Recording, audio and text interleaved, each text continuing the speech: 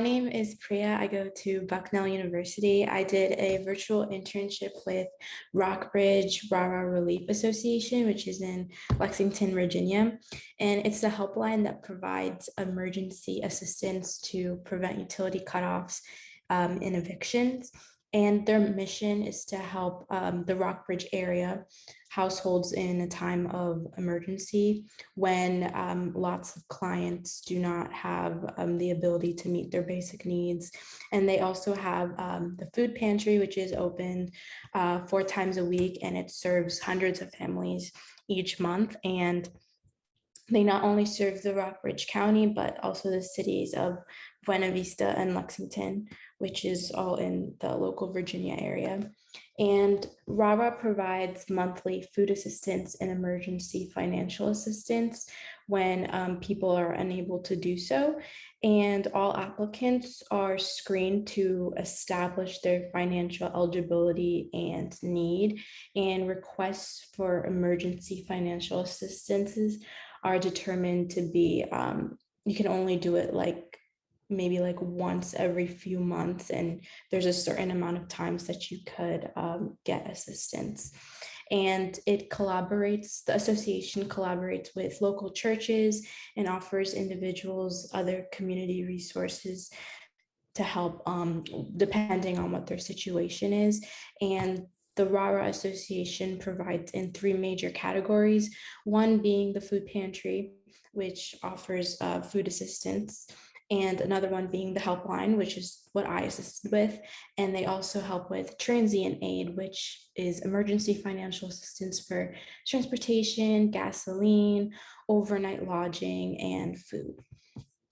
So my bulk of the work that I did with the helpline was helping with the data entry. So they worked with the Apricot database, and that's where a lot of the clients were, that's where we called clients and took all of their applications and their information.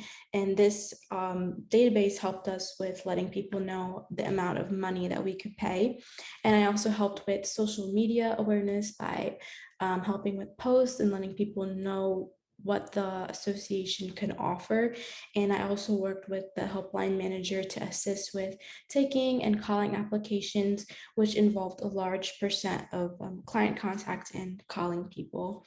So another thing that I did was I followed up on applications through calls to landlords, vendors, and clients, and conducted quality assurance checks of online databases, and also help with little outreach projects through social media and Canvas as needed.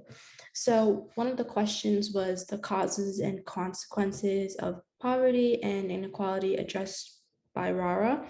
So I'd say some causes is definitely the lack of education, along with substandard housing, homelessness, and food insecurity, and also schools that are under-resourced.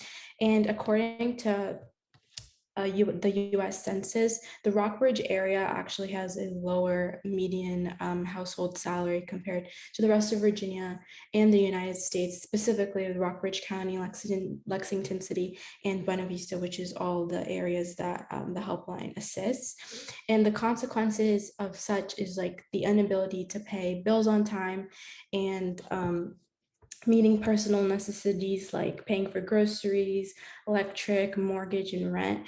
And I think that people should understand that poverty is often a cycle, and this cycle is perpetrated by many factors such as poor health and education outcomes, not enough capital coming into the family. And obviously, if you are born into a poor family, specifically in that area, it's likely that the cycle will continue if you're not given the proper resources and the knowledge of how to get alleviated from the cycle.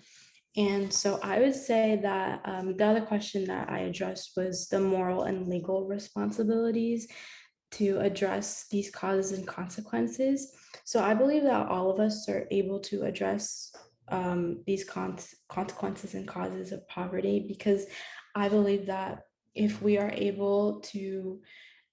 a better position, then I think it's our job to help others out and get them out of harm and homelessness. And what I've learned from my role as helping with the helpline is I've learned a lot about communication, respect, and empathy, specifically when you're dealing with lots of phone calls.